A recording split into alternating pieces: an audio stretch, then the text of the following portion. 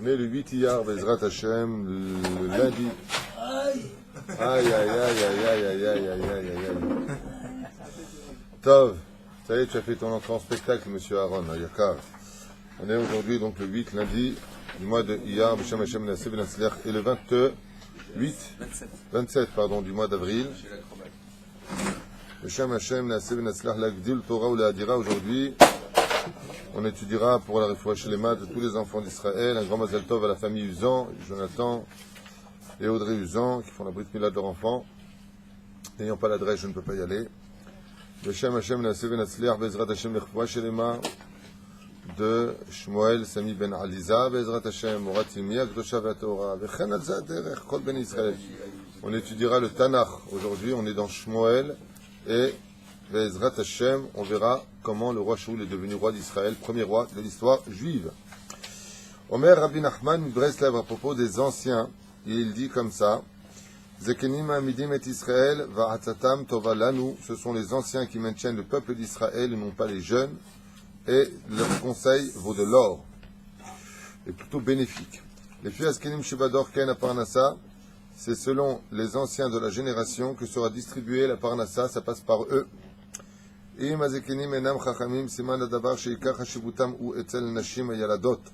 les anciens manquent de sagesse, c'est un signe le dévoilera, leur importance se manifestera auprès des jeunes filles.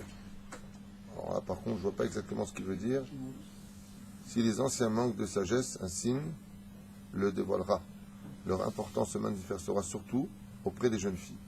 Bon, si ce n'est pas eux qui sont sages, ce sont les jeunes filles. Mais je ne vois pas comment l'un est relié à l'autre. Vezé, comme il est déjà tard, on a commencé un peu tard par rapport au système technique de la caméra, monsieur Adam. Bezrat Hashem. Refoua Shema pour ton papa. Amen. Et voilà, j'ai pas mon café. Shmuel Amanig, il dit comme ça. Shmuel Anavi. Ça va, David? Bezrat Hashem. Shmuel Anavi Manig Omora Yalam Israël. Donc Shmuel Anavi maintenant a grandi et il devient le juge d'Israël. Il aura une vie courte, mais il aura fait une vie d'un homme qui aura vécu 1000 ans, au moins. Les enfants d'Israël ne cessaient de fauter. Alors bien entendu, vous savez qu'on entend souvent le mot choté, choté, choté, choté. Les enfants d'Israël faute. Mais je rappelle que, par exemple, si un non-juif écouterait ça, il dit, mais il faut tout le temps ces Hébreux. Hein? Il faut tout le temps ces Juifs. Alors j'explique, chez nous, le peuple juif, si on faute au niveau de la pensée, on pense à une femme, ou on pense à une chose qui est hors Torah, ça s'appelle une faute chez nous. Si on dit des vérités sur un autre juif, ça s'appelle aussi fauter. D'accord? Si on montre du doigt quelque chose qu'on n'aurait pas dû montrer du doigt, on s'appelle aussi fauter. Si le Shabbat, on est Shomer Shabbat, mais on a levé un ustensile qu'on n'avait pas le droit de lever, ça s'appelle fauter. Donc ne vous méprenez pas quand vous entendez que le peuple d'Israël faute. Il est très dur quand on est juif de ne pas fauter. C'est-à-dire, je ne pense pas qu'il y ait quand même une... Chaque fois qu'on ouvre le Tanakh, on voit qu'on faute. À un moment, il dit, mais attends, mais c'est un livre de fauteur ou quoi, les mecs? C'est juste pour que l'on comprenne. Alors, et qu'est-ce que faisait Shmuel Hanavi? Il allait de ville en ville, de village en village, faire teshuva aux gens et surtout juger tous les conflits pour ne pas qu'il y ait de la haine entre nous. Que justice soit faite al Torah. Donc les gens qui avaient des litiges, les gens qui étaient fâchés les uns contre les autres, Shmuel Hanavi, c'est bien ce qu'il faisait, il descendait vers le peuple. Mais ma Pérouchi descendait, il prenait son beddin et il allait chaque petit endroit où il y avait des juifs sur Israël, donc partout, il allait, il restait un jour. Tout le monde venait le voir, il avait fini, hop, il reprend sa tente, hop, il va dans un autre endroit, hop, il remet la table, hop, il réécoute les gens, toute la journée. Et il ne quittait la ville que quand tout le monde avait été jugé, s'était embrassé. Et les gens venaient le voir pour des halachot. Il ne dormait ni le jour, ni la nuit. Il était marié. Marié. S'il n'était pas marié, il ne peut pas être prophète. C'est la grande question de Moshe Rabbeinu, comment se dit que lui, on avait expliqué ça dans le shiur de lundi dernier. Si tu étais là. C'est là, tu étais là. Les maîtres de Tam, et ça l'a rendu plus grand que qui? Aaron et Moshe. Pourquoi? En quoi Shmuel Hanavi était plus grand que Moshe et Aaron? Ce qu'on dit dans le Télim. shalom, tu remets. Pour le shalom, pourquoi il n'y a pas marqué de Aaron, Oev Shalom, Verodev Shalom, Oev et Tabriot, Korban Torah? Tu as fait un bide. מה זה בצדק? pourquoi Aaron זה לא בצדק? אוי ואבוי לתשובות שלך. Tu donnes des réponses dangereuses, petit homme. En quoi était-il plus grand? Il n'y a pas de réponse. Alors la réponse est simple. C'est que pour être jugé, il fallait monter jusqu'aux Ekenim. Ensuite, il remettait ça chez Yoshua. Et quand c'était les conflits difficiles, il fallait qu'il monte jusqu'à Moshe. Tandis que là, Shmuel Hanavi, personne n'avait besoin d'aller quelque part. C'est là où il se trouvait lui. Par exemple, quand Shmuel Hanavi entendait qu'il y avait un conflit dans une rue telle, et que les deux ne voulaient pas venir, qu'est-ce que faisait Shmuel Hanavi? Il allait jusqu'à eux. Ah, c'est quoi la FDL? La différence qu'il y a, c'est que quand tu voulais juger aujourd'hui, par exemple, tu vas au Beddin. Où est-ce qu'il est le Beddin? Tu as l'adresse. Le Beddin de Shmuel Hanavi était polyvalent. C'est lui qui allait chez les gens. C'est lui qui tapait en disant il ne faut pas qu'il y ait des injustices en Israël. Il a donné une simcha dans le ciel, une joie dans le ciel, comme on le dit dans la 12e Mishnah, 18e Mishnah du premier chapitre de Masechet Avot, au nom de Rabban Shimon ben Gamiel. Al Shlosha Dvarim al Adin, al Emet vel Shalom. Il faisait le Emet, il faisait le Shalom, parce qu'il y avait la justice. Donc il a ramené les enfants d'Israël à un tel degré que il n'avait même pas besoin de se déplacer, c'est lui qui allait chez les gens. Incroyable. Et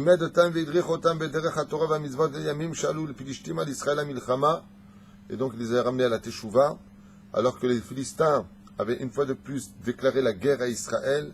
Lo shachokot ben Israël et mapalatam akasha. Ils s'étaient souvenus de la dernière guerre, qu'ils avaient pris une grande traha. Pourquoi ils avaient pris une traha? Parce qu'à ce moment-là, qu'est-ce qu'ils avaient dit les Hébreux? C'est bon, on est nombreux, on va s'occuper d'eux, on est balèze, ok, on a des missiles anti-missiles, qui pas de barzel, on a des tanks, on a des soldats, on a. Dieu leur a dit non, c'est pas du tout comme ça que ça marche. Ah, ils ont pris l'arche d'alliance avec eux, Bassof, on a vu que l'arche d'alliance, elle a été prise.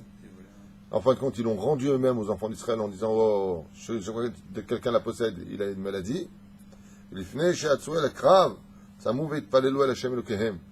grâce à Shmuel Hanavi, ils ont compris que la guerre se gagne uniquement parce que tu es Nichna le Akadosh Baruch Hu. Parce que tu es soumis à Hachem, parce que tu reconnais qu'il y a Dieu. Et qu'est-ce qu'ils ont fait? Ils se sont tous mis à prier Dieu et ils ont tous jeûné avant d'aller en guerre. Et qu'est-ce qu'ils ont dit à Hachem? Hatanu lecha Hachem Elokenu. On n'a qu'une seule chose de te dire. Hatanu l'Hachem Elokenu, nous avons fauté devant toi Hachem. On reconnaît, pardonne-nous.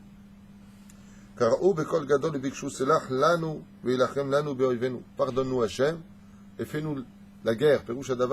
Nous on va aller à la guerre. Nous on sait très bien que quand on va tirer des flèches, on va essayer de tirer là où il faut. Et faire en sorte que ces flèches atteignent nos ennemis pour ne pas qu'ils nous fassent du mal. Gam Shmuel Hanavi irba litpalel vitranel Hachem vayomer. Shmuel Hanavi quand il a vu ça, il s'est mis avec les enfants d'Israël kol hakavod, il s'est mis à prier avec eux. Hachem Elokim hen hencha rotze bemot amet. On sait très bien que tu ne veux pas de la mort des Réchaïm, ils ont fauté. Tu ne veux pas la mort de ces gens qui sont déjà condamnés à mort. En parlant des Hébreux, Kalpidin, Torah, Sekila, Serefa, Erek, Bechenek, qui étaient condamnés par les 4 mitzvot Beddin. Shmuel Hanavi, il a dit à Hachem, qu'est-ce que tu veux? S'il est mort, à quoi il te sert? Tu veux tes enfants, Haz Veshalom, ils vont au Gehinam. Tu veux les enfants, ils sont réincarnés. Tu veux les enfants, ils vont être dans le Kafakela, Haz Veshalom. À quoi ça te sert? Tu es un père, tu aimes tes enfants, tu aimes ta création, Baruch Hashem. Alors laisse-les, ils font tes chouvas, donne-leur de la victoire, donne-leur de la simcha. Et c'est toujours comme ça que ça se passe. Quand quelqu'un il a la panique financièrement, quand quelqu'un il est très très malade, qu'est-ce qu'il parle de Dieu? Ouh, Dieu, il faut faire tchouva. Et dès que Dieu lui renvoie la santé, et bon, tu ne viens pas prier? Non, j'ai pas le temps. Mais attends, quand tu étais malade, tu n'arrêtais pas de pleurer ta race. Et maintenant, à Kol Beseder, quand tu étais pauvre, tu n'arrêtais pas de te dire Bezrat Hashem, on va s'en sortir, Bezrat Hashem, tu avais besoin de Dieu. Et maintenant que tu es riche, tu es remonté financièrement, c'est pas ce qu'on voit. C'est marqué Vaishman Yeshurun Vaivrat, c'est marqué dans la Torah.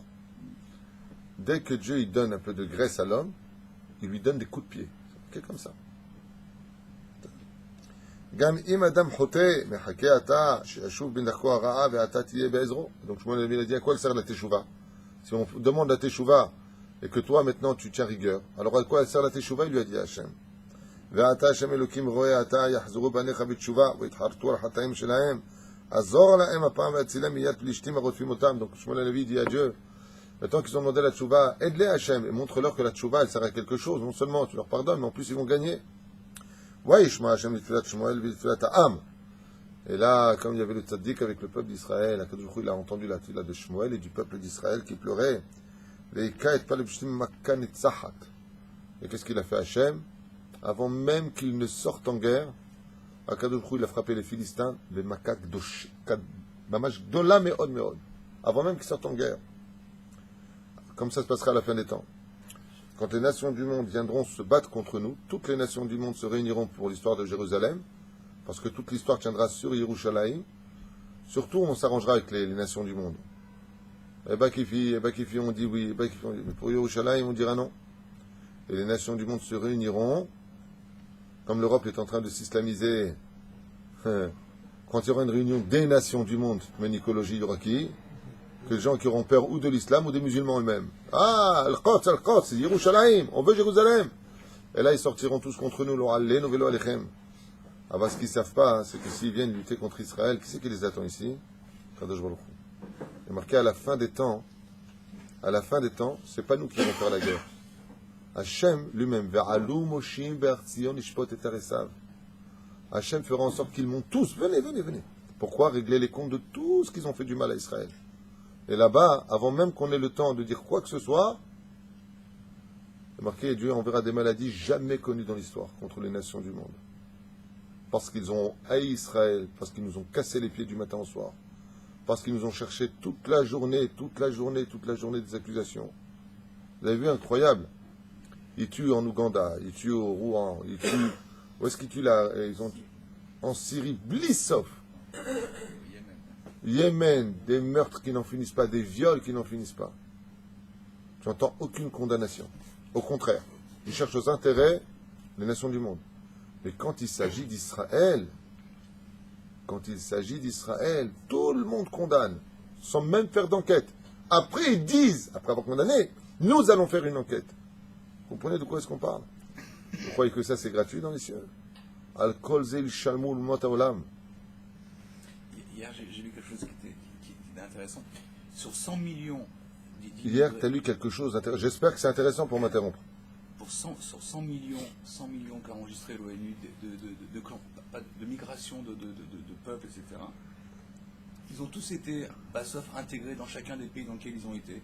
Routsmi, un peuple, les Palestiniens. C'est quoi le message? J'ai pas compris. C'est que...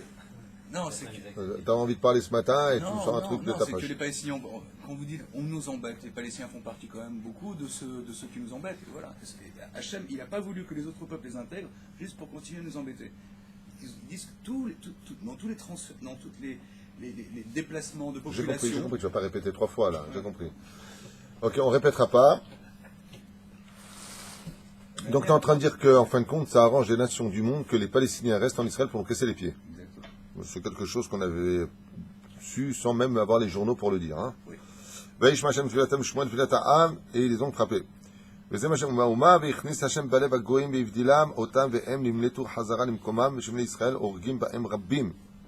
Donc il a mis, qu'est-ce qu'il a fait Hachem? Hormis le fait qu'il les a frappés fortement, il a mis de la peur dans le cœur des Philistins, qui se sont sauvés alors qu'Israël était en train de les poursuivre et de les tuer. Donc il n'y a même pas eu de guerre en réalité. Ils ont une diarrhée en eux, une peur énorme que Akadosh Baruch Hu a mis chez eux, et ils donnaient le dos, Israël, ils ont couru derrière. Bechol Hashem shebaim haya Shmuel hanavi manhig ha'am, lo natan me'em me'uma, lo sacharti lecha, velo matanot vechatzu latet lo. Et Shmuel hanavi avait une particularité, c'est que, comme le disait d'ailleurs un très très grand philosophe chinois, qui s'appelait comment? Un grand philosophe chinois. On n'a pas le droit de faire de Jvahim chez les Goïm. La vérité, où il a copié Pirkei Avot, ou je ne sais pas d'où il est sorti celui-là, c'est Confucius. Il a écrit des centaines de proverbes ou de conseils. Quand tu les lis, tu as l'impression de lire exactement ce qui est marqué chez nous. Confucius. Il y a peut-être un converti. Alors, En tout cas, pourquoi il dit ça? Parce qu'il dit, écrit Confucius, fait parmi de ceux qui donnent comme un juste et pas de ceux qui prennent comme les mécréants. Le Rouch Adavar, ça veut dire que celui qui prend, c'est pas un mécréant, mais Rouch Adavar, celui qui est que là que pour prendre des autres, c'est un mécréant.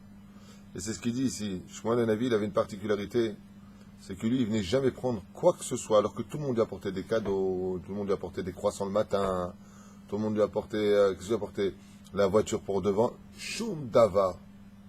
Shmuel Hanavi n'a jamais pris ne serait-ce qu'une petite épingle de quelqu'un. Rien.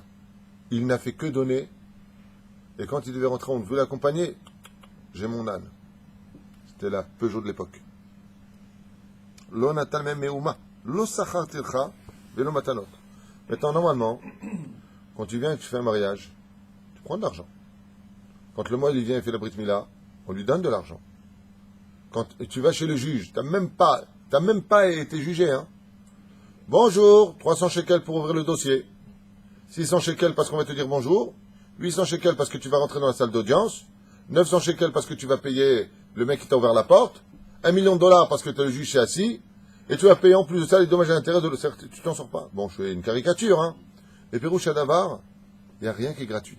Rien n'est gratuit.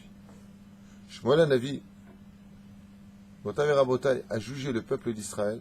Il n'a lui jamais pris un salaire. Jamais il a pris un shekel parce qu'il a jugé. Normalement, il devrait prendre. C'est un travail. Être juge. Je suis un avis, je suis juge. Travail. Un échauffette. Comment ils vont se nourrir? Shmuel Hanavi, c'est le juge par excellence qui jugeait Koulou les Shem Shemaim. Tu ne pouvais pas l'acheter. Tu ne pouvais pas le soudoyer. Il ne voulait rien de toi. Quand par exemple le riche avait raison, aux yeux de Shmuel Hanavi, et que Shmuel disait tu dois rembourser l'argent au riche, le riche venait devant Shmuel Hanavi, lui posait une belle mallette d'argent pour le remercier. Shmuel Hanavi lui disait excuse-moi, j'ai pas besoin de ton argent. J'ai des pop-corn dans mon sac, ça me suffit pour manger, j'ai pas besoin de tout ça. Merci beaucoup. Et il continue son chemin. Il n'attendait rien de personne. Extraordinaire, non? Jusqu'à la fin de sa vie. Ça ne veut pas dire que le travail ne mérite pas salaire. C'est ça que ça veut dire. Quelqu'un qui crée des mezuzot, tu as payé ta villa 3 millions de dollars. Ça, tu as de l'argent pour la mezuzot, tu vas discuter le prix. Ah, vous connaissez ces gens tordus de l'esprit. Ils croient que tout le monde s'appelle Shmuel Hanavi. Shmuel Hanavi, c'est Shmuel Hanavi. Combien il y a de Shmuel Hanavi dans la vie? Un, pas deux. C'est ça. וזה העניין.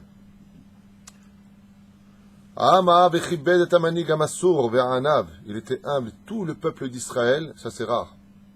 C'est très rare de trouver ça. Même Moshe Rabbeinu n'a pas eu ce srout. Moshe Rabbeinu n'était pas aimé de tout le peuple d'Israël. Par exemple, qui l'a eu contre lui? Korach, Bechol Adato, Be'od Rabbim, Sheratzul Eskalko. Il y a encore beaucoup, on voit dans plusieurs parachutes, ils ont voulu le lapider, ils ont couru derrière lui, ils ont voulu du mal. Shmuel Hanavi était aimé absolument de tout le peuple d'Israël. Personne ne disait un mot de travers sur lui. Il était extrêmement humble. Velo Sa'ad al-Shulchan Zari Me'olam. Il n'a jamais mangé à la table de quiconque. Jamais s'est fait inviter. Jamais. Manger à sa table uniquement. Kol Otsarotav ayu al-Hishbono. Et toutes ses sorties, par exemple, quand il allait maintenant, pour venir quelque part, paye-moi le trajet. J'ai pris la diligence, je suis arrivé, paye-moi au moins ça. Le maire, il cotise, il y avait des taxes. Shum Davar. Tout était sur son compte à lui. Velo le'anam mikasmei hatzibur. Il n'a pas pris un seul shekel du tzibur. Afilu be'etzba ktana. Comme tu dirais même pas pour un petit besoin quelconque. Yom valto ve'ad yom moto aya Hashem im Shmuel. De l'autre côté, excusez-moi, mais il avait le meilleur banquier du monde. Il avait Dieu avec lui tout le temps. Et Shchinato Ishra Alav. Et Shmuel Hanavi avait une joie de vivre intense. Donc comme il avait une joie de vivre, il était tellement heureux que quoi qu'on lui propose sur terre, ça n'avait aucune signification. Et qu'est-ce qu'il ressentait avec lui constamment? Il sentait constamment Hachem avec lui. Constamment. Pas un rabbin, pas un banquier, pas un garde du corps. Hachem lui-même était avec lui, toute sa tête. Et Shmuel Hanavi, un peu comme Moshe Rabbeinu, il parlait comme une espèce de nuage avec Akadosh Baruch Hu. כשהיו בני ישראל רואים עמוד ענן תלוי בין שמיים וארץ, היו יודעים שהקדוש ברוך הוא מדבר עם שמואל. Et dès qu'il voyait le Hanan, pas un nuage comme on peut le comprendre aujourd'hui dans le ciel, c'est un Hanan, on appelle ça comme ça parce que ça ressemble à un nuage. Quand il voyait le Hanan, comme ça la Shrina, entre le ciel et la terre, il savait que juste en dessous, il y avait Shmuel Hanavi qui était en train de parler avec Hachem, parce qu'il était prophète. Gam alchou Shaoul vena'aro lechapes et ha'atonot. Alors il dit comme ça, והיו יודעים שהקדוש ברוך הוא מדבר שמואל, גם כשהלכו שאול ונערו לחפש את האתונות שעבדו להם ושאלו הנערות שואבות מים, היכן ביתו של שמואל הנביא? À un moment, il s'est passé qu'un jeune homme courait après des atonotes, des mulets. Mulet, c'est un mélange de cheval et de ânesse. Et donc là-bas, il demandait, où était la maison du prophète Samuel? Les jeunes filles, elles ont répondu à Shaoul, qui courait après ces mulets. Tu vois la nuée de gloire là-bas? Tu peux être certain qu'il est juste en dessous. C'était une époque où vous comprenez bien pourquoi Dieu était dur avec nous, parce que tu voyais la preuve de Dieu. Les enfants d'Israël voyaient qu'il y avait Hachem. Dieu ne se montrait pas, mais on voyait un dévoilement qui était probant. Quand tu avais une maladie, tu allais chez le prophète Samuel, tu dis exactement, voilà, ta maladie, elle vient à cause de telle et telle avéra. Fais tchouva là-dessus, tu perds ta maladie. Il n'y avait pas besoin de médicaments. C'est une force extraordinaire. Donc le Yetzer Hara était encore donc beaucoup plus fort. Sinon, c'est trop facile. Pas de Yetzer Hara, tu as le prophète qui est là, tu sais que Dieu est là, le libre arbitre, il est diminué. Mais là, ils avaient un Yetzer Hara énorme. Énorme. Il y avait comme une espèce d'attirance, il y avait une espèce d'aimant entre l'homme et la Vodazara. La Vodazara était très forte parce qu'elle était empreinte d'énormément de démons qui faisaient des signes. Et les démons, à cette époque-là, hein, pas comme aujourd'hui, pour que tu viennes travailler leur statut, tous les vices d'un homme, qu'est-ce qu'un homme, en général, il aime? Les hommes normaux, je parle. Hein. Il aime les femmes, il aime l'argent, il aime le vice, il aime les jeux. Et à cette époque-là, il faut comprendre que le Yetzer Hara, il t'offrait ça tout de suite si tu acceptais de faire de la Vodazara. Donc quelqu'un qui était pauvre, il acceptait de faire la Vodazara, on l'enrichissait tout de suite. Donc ça vaut le coup. C'est un peu comme le binaire. Bien. T'arnaques les gens, machin, tu gagnes de l'oseille. Tu reviendras en Guilou rembourser tout ce que tu as pris. Ah bah le Pérou, Chalava, c'est pas une blague. Vous voulez gagner beaucoup d'argent, faites une boîte de nuit. Une fois que tu as acheté les 4 murs, tu as mis un bar, des chaises qui ne veulent rien dire, tu prends un mec qui va te faire de la musique, bam, bam, bam, bam, bam, et après c'est une rente à vie, tu es tranquille.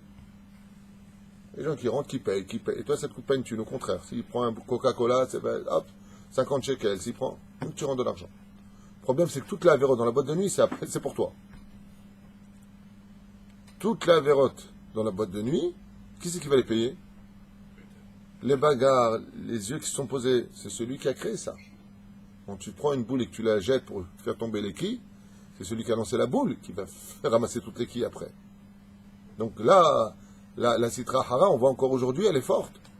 Tu prends des filles, tu les mets sur le trottoir, ça te rapporte de l'argent, ça ne coûte pas une thune, tranquille. Mais en attendant, tu as fait Zera Levatala à des milliers de personnes. Chaque Zera qui est tombé à cause de la prostituée, Baba, c'est pour toi. La facilité offre des grandes qualités pour un monde qui aurait évalué le coup si tu étais resté vivant pour l'éternité, mais il y a Dieu. Dieu, il te regarde dans tout et après tu payes tout. Après, tout se paye. Et la Vodazara, à l'époque, elle était tellement forte que le Satan, les démons, quand il y avait une statue, par exemple, la personne, déjà, elle avait très envie de faire. Mais c'était quoi les statues? C'était les orgies, c'était tu prends la femme de l'autre, tu insultes, je fais ce que je veux. Aujourd'hui, on a encore ça. C'est une Vodazara qui est complètement vulgaire et banalisée. Je fais ce que je veux, je t'en... tous ces mots-là. Ça, c'est la Vodazara d'aujourd'hui. Ça, c'est l'Égypte d'aujourd'hui.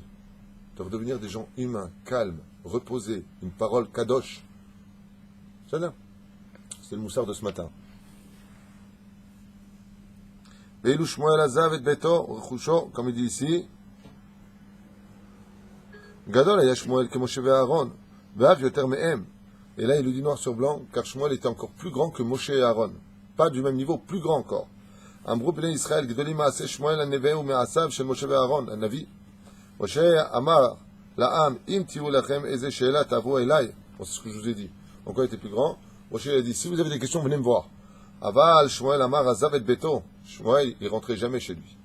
Azav et churusho ve'sovev ben ir le'ir, mikfar le'kfar, bezrat Hashem, pour ramener les gens à la Torah et les juger. עד כדי כך גדול היה שמואל שיצא בת קול משמיים ואמרה משה ואהרון בכהניו ושמואל קורא שמו. À un tel point qu'une voix est sortie des cieux. Qui a dit ce verset-là qu'on dit à tous les vendredis soirs dans la prière? Moshe ve'Aaron bechoanav ou Shmuel bekoreh shemo. Qui a dit cette phrase? C'est Dieu lui-même. C'est pas une phrase du roi David. Il aurait pu être Mashiach, non. Non. Yoel ve'Avia. Qui c'est Yoel ve'Avia? C'est des très jolis noms. Yoel et Avia. Mon père est Dieu, ça veut dire Avia. Okay? Ben Shmuel. Yoel va Ben Shmuel. Lo alchou bederech Avia matzadik. Il a eu deux fils. Comment s'appelaient les deux fils de Shmuel? Yoel et Avia. C'était les noms des fils de Shmuel. Et qu'est-ce que nous dit là, Gadat Pesach? Arba abanim dibra Torah. Echad chacham. Echad rasha. Echad tam. Echad she'eno yodea lish'ol. On a toujours 4 enfants. Il y en a qui disent, donc, Echad Chacham, c'est Shmuel. Echad Rasha, c'est l'enfant du tzaddik. Echad Tam, c'est celui qui s'est encore s'étonner de la vie. Et Echad, She'eno Yoda Lish'ol, c'est l'assimilation. Donc, en général, quand tu as le tzaddik, tu as souvent après le Rasha qui vient. Donc, comme ça. Umado alo ayubanav shel tzaddik tovim kamou. C'est pas qu'ils étaient Rechaim, c'est qu'ils étaient beaucoup moins tzaddik que le père. Et Kevan Shekilela Tzadik Vafilu Im'i Altnaï Mitkaimet. Alors, c'est pourquoi il a pas eu le mérite d'avoir des enfants de Tzadikim Shmuel Hanavi. Parce qu'il est une malédiction d'un Tzadik, même si elle est faite à condition, elle se maintient. Chez Shmuel Ozro, chez Eli Bevet Hashem Beshilo. Quand Shmuel Hanavi était encore le bras droit de Haïli Kohen Gadol dans le Bet Amikdash à Shilo, Hashem Itgala Elav Apam Rishona Vigilalo Et Sofo Amar chez la Haïli Bubanav. Et qui a dévoilé à Shmuel la fin terrible qui attendait le Élie et ses 2 enfants, Hofni ou Pinchas.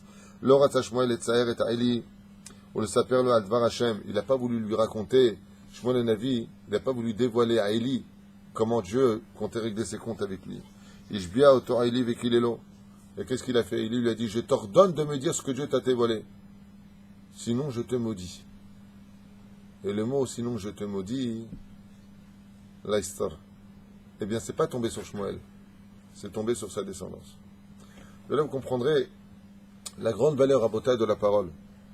Souvent, on l'avait dit, on l'a répété, on l'a répété. Vous vous rappelez quand, malheureusement, 3 tzadikim ont été enlevés de ce monde. Ils ont été enlevés à Hebron par 2 Arabes qui avaient décidé de fomenter un plan pour tuer des Juifs. En réalité, ils devaient les enlever, et puis en fin de compte, ils les ont tués dans la voiture et ils les ont enterrés dans un champ. Vous vous rappelez de ça? Il y a à peu près 6 mois de cela. Et on était tous en train de prier dans les synagogues pour qu'ils reviennent sains et saufs à la maison. Et les gens posaient la question à savoir, mais je ne comprends pas. Il y a eu plus de 100 000 personnes qui sont parties prier au Kotel pour qu'ils reviennent sains et saufs à la maison. Alors que pendant qu'on était en train de prier, ils étaient déjà enterrés et morts. Donc la prière, elle ne sert à rien. Qu'est-ce qui s'est passé tout de suite après? On a reçu 1200 missiles de Gaza. Vous vous rappelez ou pas? Est-ce qu'il y a eu un mort? Il n'y a pas eu un seul mort. La prière qu'on a fait pour nos 3 jeunes, elle ne les a pas ressuscités. Mais cette prière, elle a servi pour qui en réalité? Pour nous après. Quand tu pries pour que ton fils soit tzaddik et tu vois qu'il n'est pas tzaddik, ne crois pas que ta prière, elle est perdue. Hein. Ta prière, elle tombera sur le petit-fils. Ou le petit-petit-fils. Baruch Hashem, c'est pas le sujet d'aujourd'hui. Ishbia to Eli vekilelo. Imlo isaper lo ma she'emar lo Elokim lamrot chez Shmuel Hanavi. Pourquoi il n'a pas voulu lui dire? Parce qu'on n'a pas le droit d'annoncer une mauvaise nouvelle. Alors il lui dit, t'es gentil, mais je veux pas te le dire. Je te dis quoi? Que tu vas mourir mort sur la nuque et que tes 2 fils ils vont mourir en guerre? J'ai envie de te le dire. Je veux pas être le facteur d'une mauvaise nouvelle. Amarlo akol velo istir meuma. Alors quand il a vu ça, il lui a dit sinon je te maudis. Il lui a dit ok, je vais te dire. Tes enfants, puisque tu m'as fait une condition. Donc il lui a dit normalement la malédiction devait s'annuler. Il lui a dit si tu ne me le dis pas, je te maudis. Alors il lui a tout de suite raconté. Il avait juste 2 ans, hein, Shmuel, à cette époque. Il lui a dit. Mais qu'est-ce qu'il lui a dit à Élie? Sinon, je te maudis. Le mot je te maudis, pas le mot sinon. Il est retombé sur terre. Pas sur lui, sur ses enfants. Et cette malédiction a été que ses enfants n'allaient pas sur le chemin de la Torah comme lui. C'est pour ça qu'il faut faire très très attention quand vous allez voir un rave de ne jamais, jamais, jamais provoquer sa colère. Jamais le décevoir. Je fais très attention à ça. Pas une blague. Il y a marqué quand un tzaddik qui bénit, ça prend du temps pour voir les résultats de sa bracha, en général. Mais la malédiction, elle est immédiate.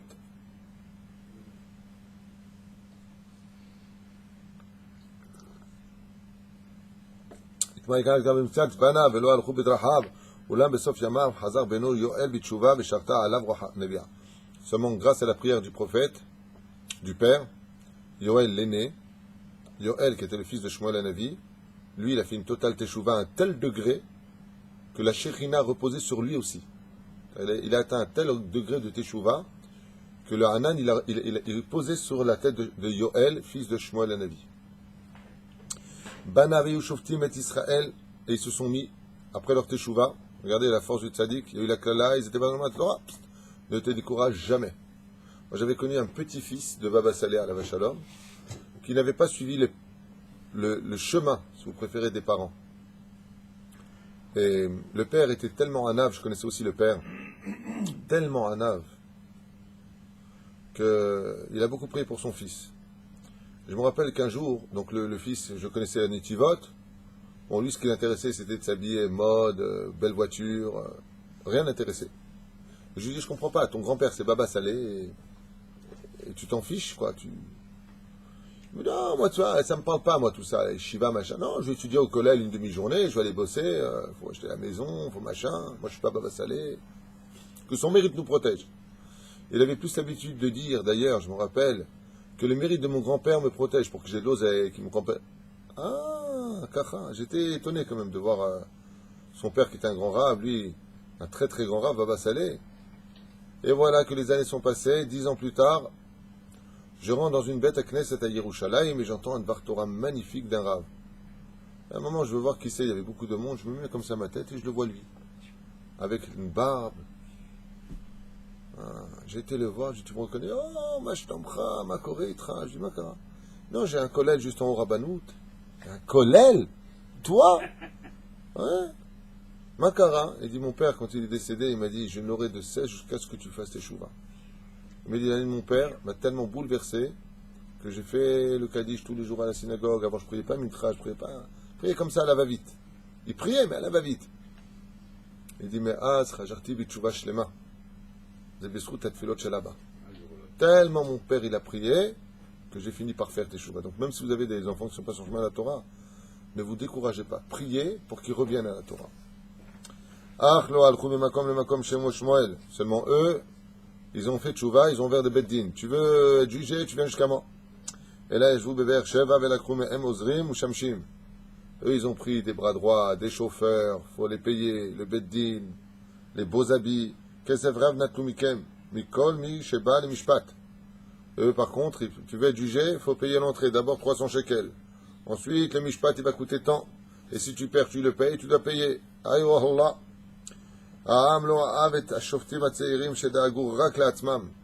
Malgré tout, il n'aimait pas le peuple d'Israël, ces deux fils de Shmuel qui jugeaient le peuple par intérêt.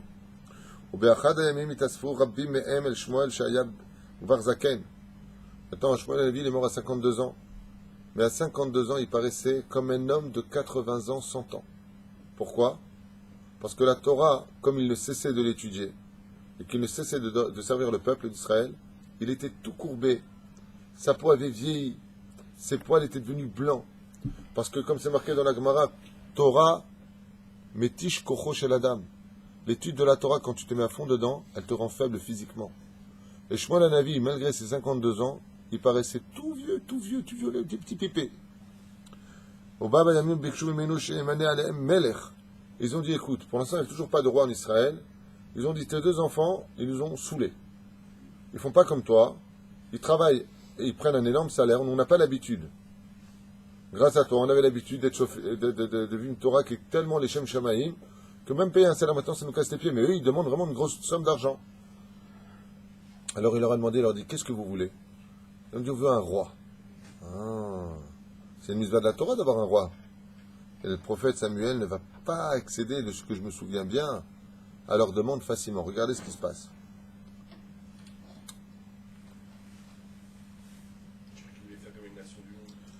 Alehem kemo sheyesh lechol hagoyim. Exactement.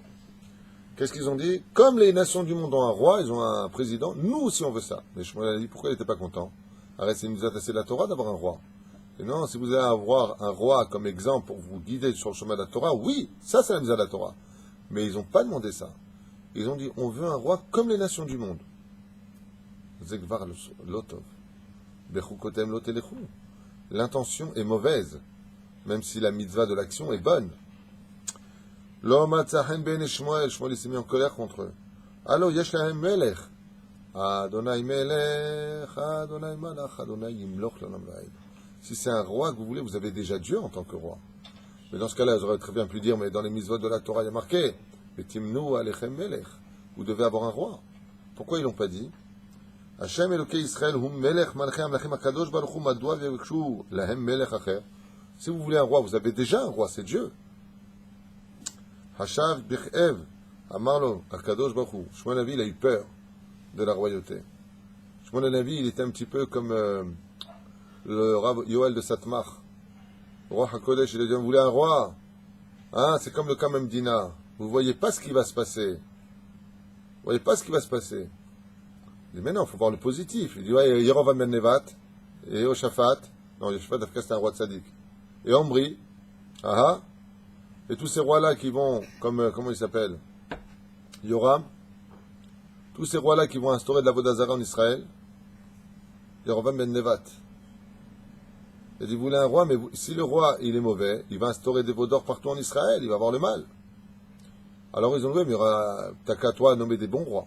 Donc d'accord, il va nommer le roi Shaoul, qui était un bon roi, le roi David Amelech, alav shalom. Il va y avoir le roi Shlomo Amelech, alav shalom, le roi Asa, qui était un très grand roi, aimé de Dieu. Après, Tzidkiyahu Amelech, Tzidkiyahu Amelech, alav shalom. Tous ces grands rois. Mais à côté des dizaines de rois qui vont suivre, c'est une catastrophe ambulante. Donc Shmuel Navi, il a vu un peu plus loin que ce que nous on voyait. C'est-à-dire, mais malgré tout, des fois, il faut rentrer dans la boue pour sortir des diamants. Al nayera davar beinecha lo techa maasu lo bilalcha rotzim et hamelech. Non, mais non. Ne t'inquiète pas, toi, on te garde. C'est pas de toi qu'on veut se débarrasser. On veut simplement un roi. Parce que qui était celui qui dirigeait le peuple d'Israël? Ben oui, c'était lui. Toutes les guerres, c'était lui. La politique, c'était lui. Et lui, il faisait tout le Shem Shamaim. Beinam rotzim kemelech alehem. Ve'atam emor alehem. Shamale et retzonam. Ach alehem liskor shelo kal iye mishpat amlucha. Yemelech yelahem. Et maintenant que vous aurez un roi, ce ne sera pas simple de pouvoir vous juger. Parce que tout passera par le roi. Avadim yulo. Que vous deviendrez ses esclaves. Il mettra sur vous d'énormes taxes. C'est ce que vous voulez.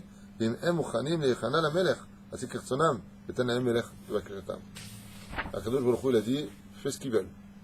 C'est ce qu'ils veulent, donne-leur. Veze Aïnyan Sherainu. Shaoul ben Kish, Mishevet Benyamin, Aya Gibor Ve'amitz. Il se trouvait un jeune homme parmi eux, très haut de taille, extrêmement beau, extrêmement courageux et très puissant. On l'avait vu, vous vous rappelez, c'est lui qui a retiré des mains de Goliath les 2 tables de la loi, à 16 ans quand il était jeune. Il était extrêmement pudique et un cœur en or, un cœur pur. Il était le meilleur de tous les enfants d'Israël de cette génération. Akadosh Baruch Hu, il lui a dit, lui sera le premier roi d'Israël. Yoto Basade, Shomer al Rechush Aviv, et ce jeune Shaoul, alors qu'il gardait les troupeaux de son père dans les champs et les pâturages, Avdullah Em Atonot, il venait de perdre, qu'on a dit tout à l'heure, des Atonot, des mulets. Alchou Shaoul vena'ar echad me'avdehem lechapsam. Ils ont couru pour les retrouver. Zman Rav Hipsu Ashnaim, et Atonot velo matsu otan. Et ils n'arrivaient pas à les retrouver après de longues recherches.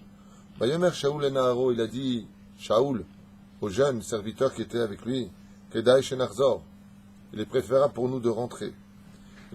Nous sommes très éloignés de la maison, Yamim, Rabim, Avru, Me'a Shalachnu. Car ça fait plusieurs jours qu'on s'est déjà éloigné de la maison, Ve'ata Idaglanu Avi. Yoter Me'asher Yichpatz Ba'atonot. Mon père, il lui a dit, va plus s'inquiéter maintenant de mon absence que de la perte des mulets. Lamrot Shanar Aya Evet Bevet Kish, Avi Shaoul, même si c'est un serviteur de Kish, père de Shaoul, Diber elav Shaoul keilu yedido aya. Normalement, quand tu es un serviteur, tu lui donnes des ordres. Mais lui, Shaoul, qui n'était pas encore roi, il avait du respect pour les plus petits dans la hiérarchie sociale que comme pour les plus grands.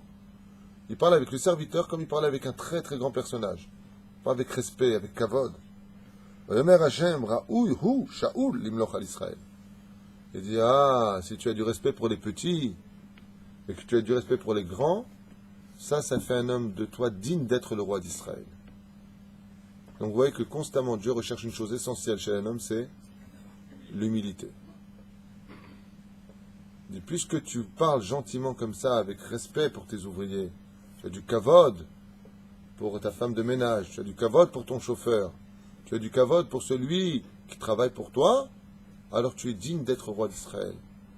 Mais si tu parles comme parlent certains, Yerkelb, vas-y chien, amen, fais, tu es l'esclave de ton propre Yetzerara et tu ne vaux pas une bille sur terre. Et le jour de ta mort, on t'enterrera comme un sac poubelle, oublié de tous. Comme un sac poubelle qu'on met dans la poubelle. Tu te rappelles du sac poubelle que tu as mis hier? Qui s'en rappelle? Ainsi donc est la vie de l'homme. Tu frimes et moi et tu insultes les autres et tu te prends pour un dieu. Le jour où tu pars, Habibi, tu n'es rien d'autre qu'un sac fermé qu'on a mis à la poubelle. Aval Shmuel Hanavi, Shaoul, il avait du respect pour tout le monde. Qui a un navhu, parce qu'il était humble. Et il avait un rapport avec toute personne au même niveau que tout le monde. On a un petit peu, je trouve, en Israël, on a un petit peu ce... Peut-être moins aujourd'hui, je pense, dans certaines contrées. Dans l'armée, si. Dans l'armée, oui, complètement. Non, pas pendant les classes, mais c'est vrai qu'après, on a ce rapport. Et je trouve que dans le travail, on a beaucoup ça. Moi, j'ai travaillé avec les Israéliens pendant très longtemps, et j'ai constaté que Béhémet, en travaillant pour les Israéliens, ils te parlent comme si tu étais pas un ouvrier, quoi, comme si tu étais un associé. Dans les sociétés, on te parle vraiment avec... Ouais, j'ai vu ça en Israël. Je n'ai pas vu ça en France. En France, ils sont mieux que nous, il faut reconnaître. En France, l'ouvrier, c'est le patron. C'est mieux que nous. Et nous, le patron, il est du même niveau que l'ouvrier. Mais en France, waouh. Quand tu prends un ouvrier, tu payes l'ouvrier et l'État français. Tu as deux ouvriers. Ça veut dire que tu es la prostituée de l'un et de l'autre. Quand tu veux le renvoyer, pas comme aux États-Unis. Ah, pas du tout. Dommage, j'ai intérêt, et prud'homme, mais je veux plus d'ouvriers. Congé payé. Hein?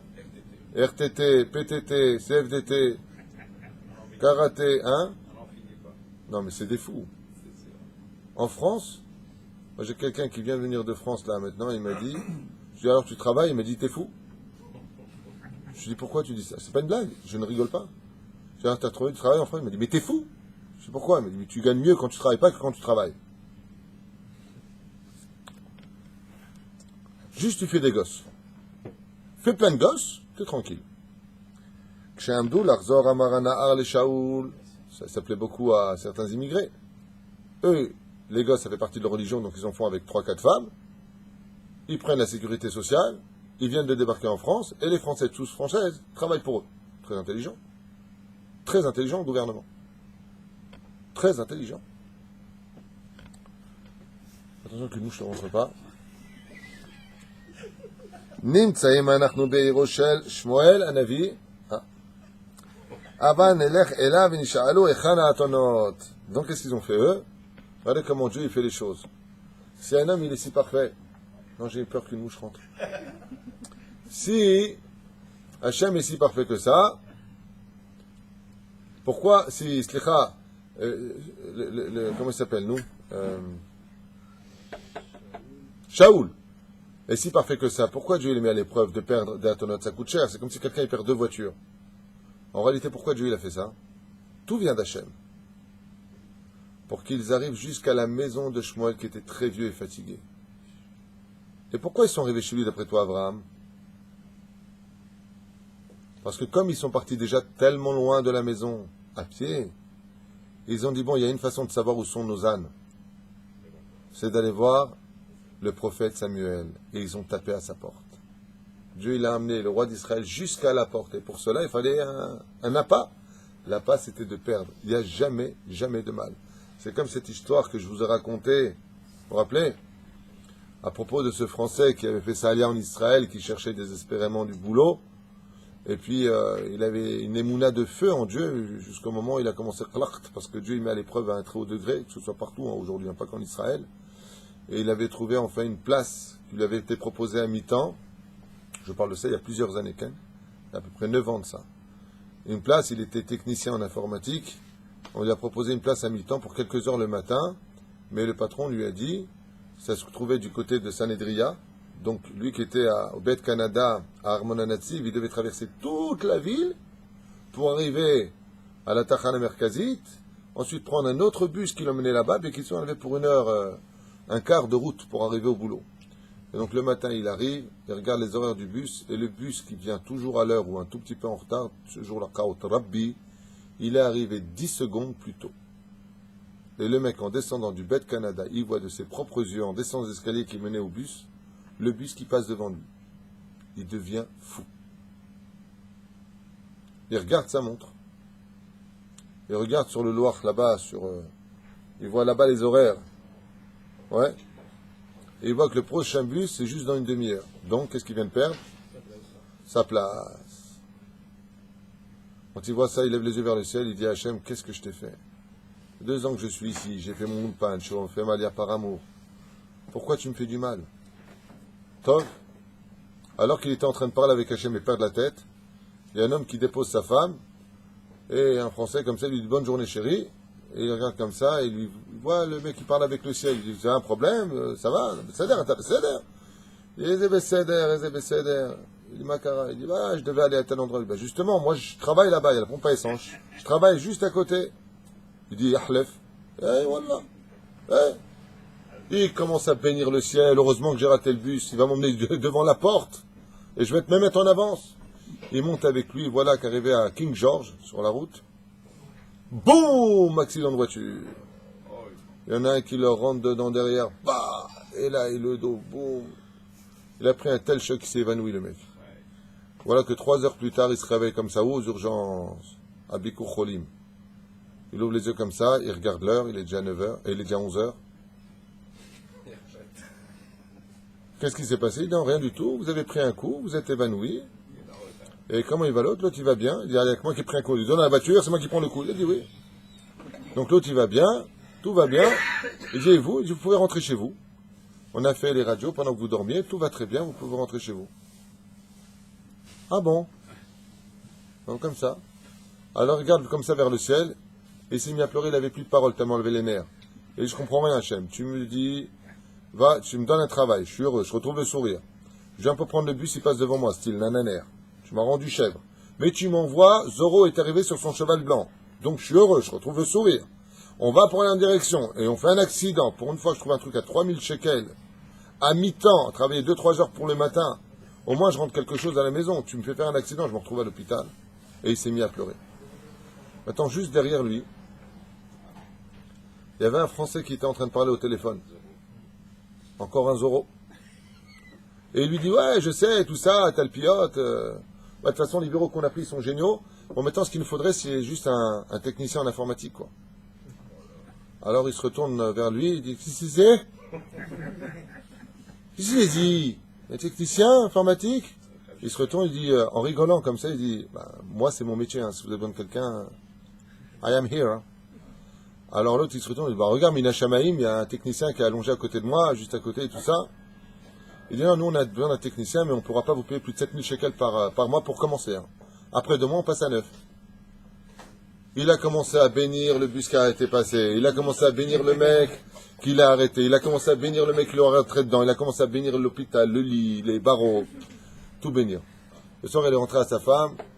Sans aucune égratignure, il a dit, Baruch Hashem, j'ai trouvé un poste où, juste à Talpiot, à 1 quart d'heure de la maison, Baruch Hashem, je commence à 7000 shekels par mois. Ça, c'est pour celui qui, Bezrat Hashem, c'est être patient et qui ne critique pas les événements. Si tu ne critiques pas les événements, attends la fin de l'histoire et tu verras qu'il y a tout qui sera fait pour toi en fin de compte. C'est que du bien. C'est que du bien. C'est pour Amiti Rabotai. Et là, regardez ce qui se passe avec les Atonot. Qu'est-ce qui se passe avec les Atonot? Kol Akaval et Tova, c'est ce qu'on dit d'ailleurs dans le Talmud. Et là, qu'est-ce qui se passe? Il a perdu des Atonot, lui c'est un tzaddik. Mais en réalité, il a perdu des Atonot. C'était pourquoi? Pour qu'il ait demandé au prophète Samuel, vous qui avez le roi HaKodesh par rapport à nous qui avons le roi HaKotej, est-ce que vous pouvez me dire où sont les Atonot? Et il est en train de lui dire, ah, c'est toi le roi d'Israël? Il a fait tout ça pour faire plaisir à son père. On voit que celui qui court après les mitzvot peut devenir roi d'Israël, Baruch Hashem. Je vous laisserai avec ça jusqu'à prochain épisode. All tout.